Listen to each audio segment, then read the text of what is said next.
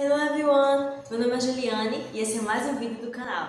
Gente, o vídeo de hoje vai ser um pouco diferente, né? Eu vim trazer um assunto bem importante para quem vai fazer a prova do concurso do OAB no Recife, especialmente para o cargo da parte da capatazia, que cai a língua inglesa, né? Que é a minha área. Como vocês sabem, eu estudo língua inglesa, faço letras inglesas aqui na Paraíba, quem acompanha o canal. E eu decidi vir trazer assuntos, né, importantes que que caem na prova, e eu vou trazer aqui para vocês os tópicos que podem ajudar você que vai estar fazendo essa prova do OAB no Recife. Gente, essa prova é importante, né? Eu tenho um tio que ele trabalha no OAB no Recife e ela é da minha terra, né, de Pernambuco. Quem sabe eu sou de Pernambuco. Então, se você vai fazer essa prova, continua aqui no vídeo. Então, gente, vamos começar falando, né, de um assunto muito importante da língua inglesa, que são os artigos. No português a gente tem os artigos também, né, os definidos e os indefinidos. No inglês também. Então, eu vou começar falando para vocês os artigos, né, definidos, e a frase que eu vou trazer também tem um artigo indefinido. Vou explicar para vocês. Começando pelo artigo definido, the, que a gente fala the, significa o, a, os, as, né? Depende do contexto da frase. É um artigo só para significar isso tudo, né? No português a gente tem quatro coisas, né? Para significar o, as, quer dizer, plural, né? No inglês a gente tem o the, que dependendo do contexto pode significar plural ou singular, né? Então, nessa frase aqui, a lion was resting under the tree near the river. Um leão estava descansando, né? Descansando debaixo de uma árvore perto do rio. Então, temos aqui o artigo a, né? Que significa uma ou no caso, né? A gente está sabendo que é um leão. Está especificando que é um leão? Ah, o leão tal, da selva tal. Não, está dizendo um leão. Então, é um artigo indefinido. A lion was resting. Esse was é o famoso verbo to be, né? No passado. Quem nunca se pegou, ai meu Deus, como na cabeça que esse verbo to be. Mas, gente, é a coisa mais fácil do inglês, tá? Se você pegar e estudar direitinho, aqui ele está conjugado no passado. Esse was, né? Já que tá falando do leão, tá falando de quem? He. Mas lembre-se, no inglês, para falar de animais ou objetos, a gente usa it. Tá certo? Então está falando aqui no passado, que é was, né? A lion was, estava resting. Resting é descansando. Está com o ing, né? Significando que ele está fazendo a ação, descansando. Não é descansou, descansa, descansar, do verbo na forma do infinitivo, é descansando, na forma do gerúndio, né? No português a gente tem o gerúndio, na maioria das vezes, NDO, né? Por exemplo, comendo, passeando. No inglês a gente tem o ING, tá certo? Quando você vê uma palavra no inglês, um verbo com ING, você já sabe que está na forma do gerúndio. Tá certo, gente? Então, a lion was resting under. Under, essa palavra aqui significa debaixo, né? Então, a gente tá falando que ele está abaixo the tree. Olha o artigo aí, o que eu falei no começo. The. Debaixo de uma árvore. Debaixo da árvore, no caso, né? Under the tree, near. Near significa perto, próximo, ali. The river. The river. River, rio, né? O artigo aí de novo. The river. Então, uma frase bem aqui completa, que inclui alguns artigos, né? Pra você. Outra frase, gente, essa só contendo o artigo the. O exemplo. The boy was about to cross the street when the light turned red.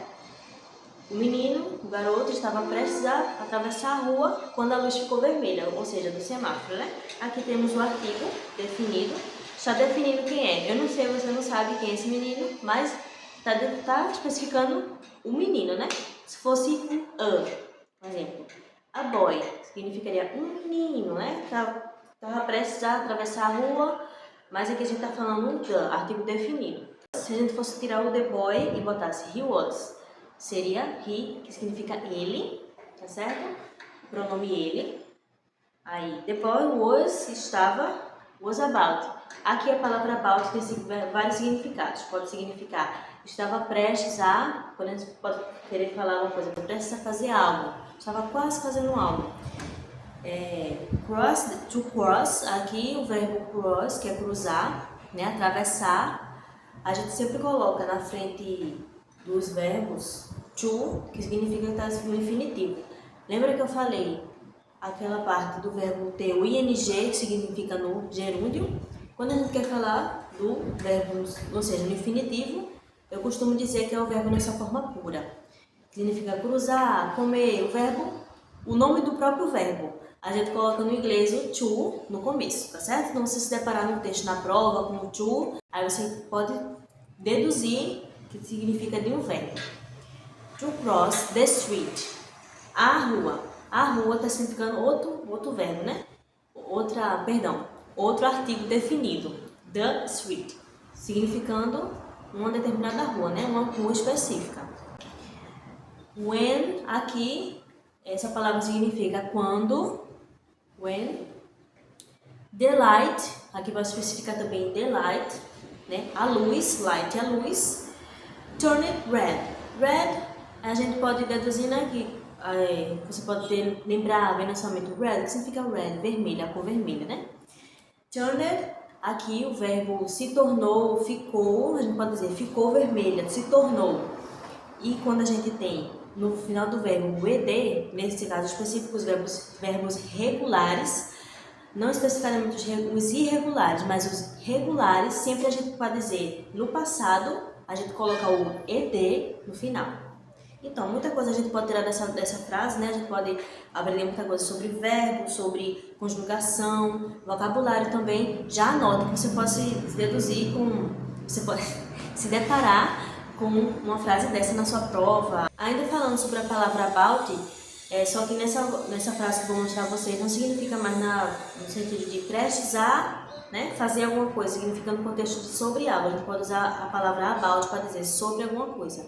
Então, por exemplo, nessa frase, the journalist asked a question about the president's recent decision.